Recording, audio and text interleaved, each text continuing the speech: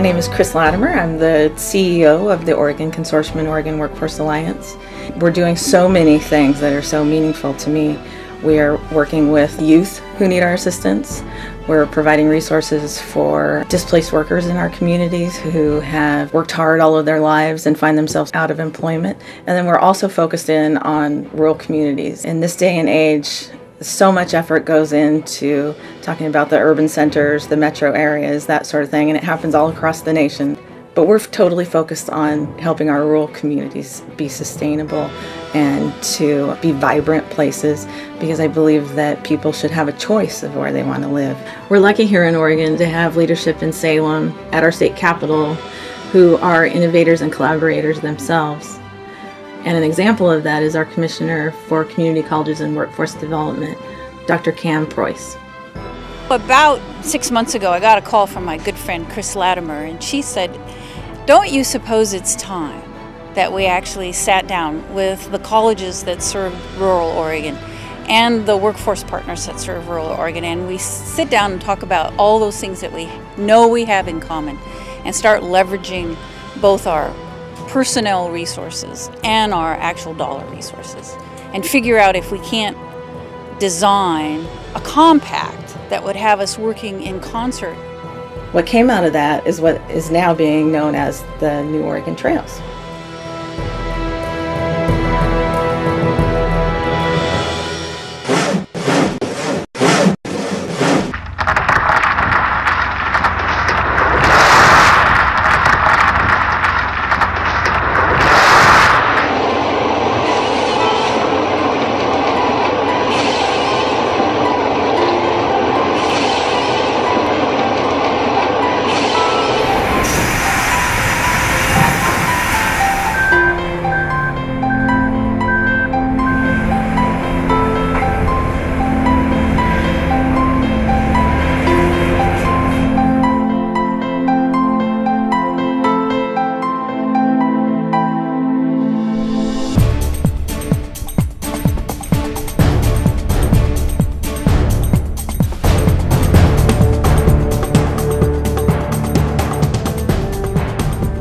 If you are a teenager in this county who is just thinking about entering the workforce with your very first job, we have one McDonald's and one Dairy Queen and one Subway, and that's it. We're sitting here today at 22.4% unemployment. We've had 2 manufacturing plants that have closed.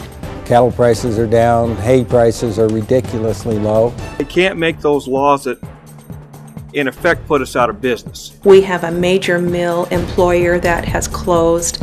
Get the regulation off our backs. We need to be heard. Somehow we need to get that message out. So I think that it's about time that rural Oregon really stood up for itself. That's the bottom line. Sun River was an opportunity to bring 2 groups together who have resources beyond even what I believe they understand they have. And that's community colleges and the workforce investment boards. So one of my expectations coming out of Sun River is that we would create an enhanced rural network that would be nimble, quick, gazelle-like, if you would, and give us the opportunity to respond as a rural system and have a relationship in place so that when the opportunity comes along, we can focus on the opportunity. The green energy sector is important to Oregon's future and to our economy. When you drive up the gorge, you see the wind turbines. When you go to the coast now, there's a lot of talk about the wave energy generation. In Central Oregon, the solar industry is growing and growing. What the green energy certificate will do is provide an individual with some basic skills, industry math, basic welding, different things like that, to go into an industry that is supporting those energy sector occupations and industries. Investment in community colleges, for example, and in workforce investment boards has been decades in building. They're there. Use them.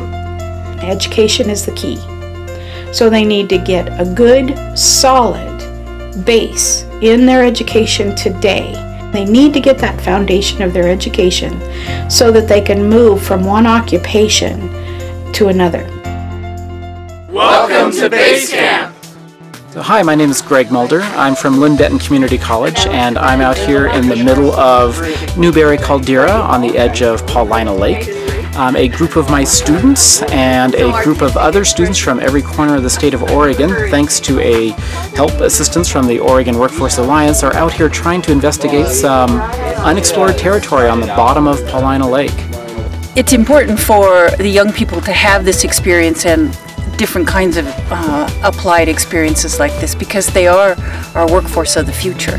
Programs like the Recovery Act funded summer youth employment projects like this one here at Lake Paulina are really critical to get young people engaged and excited about science and math and technology so that we can have the workforce we need to be competitive in the world economy. We have banded together as a county. All the cities are part of what we call a Clatsop Economic Development Resource. It's a public-private partnership. All the cities, all 5 cities in the county are involved, as well as the county, MTZ, Management Training Corporation, the community college, the school districts. We're all involved in it. We're all partners. There are 2 projects today that I know that have an opportunity of moving ahead and moving very quickly. One of them is wind power. We have an investor that has a permit. That's $250 million ready to put to the ground. The other one, it's to do with wood waste from forest health projects, thinning, those kind of things, biomass. We're working on a collaborative basis on those. We think there's a pretty good chance. We seem to have buy-in on the projects that'll get that moving ahead. We've applied for a broadband grant that I think we're going to stand a very good chance of getting, and that will benefit not only the university but also all of our small towns as well as LeGrand.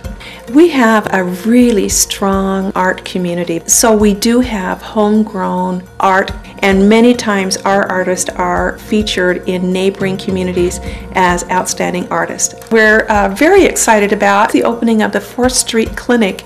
It did have about 5 doctors, and now they're going to have about 21 on staff. The goal is to make the same level of service in healthcare available at the most remote clinic as it is in a metropolitan center. The energy scene is good. We've just approved conditional use application for a 54-tower, I believe it is, wind farm on the south part of our county. We've talked to an energy group that's indicated that possibly we could put in a substantial solar field at our landfill. The grid's right there. That would offset for the rest of time the county's energy costs. So we're kind of excited about that. The wine industry was coming to us saying, you know, we just don't have the high-level skilled workforce that we need to grow this industry. Oregon's community colleges are responding with a workforce prepared to meet industry demands. There is so much potential here if they had the right kind of workers, because it turned out that we had just a phenomenal amount of land that was just perfect for grape growing and a wide variety of grape growing. We do have clean air. We have sunshine. You know, we have blue skies, you know, all around us. We are an ag-based community, and we're a natural resource-based community. It's extremely important to protect those industries that are here to keep us in business. I'm really excited about the amount of work we've accomplished so far over the last 6 months and about the signing of the compact. Oregon's been at this work for a long, long time. Oregonians are known for their adventurism and their innovation. This collaboration is one more example of how we work together. I think you're right, Chris. The pieces are in place and the time is right.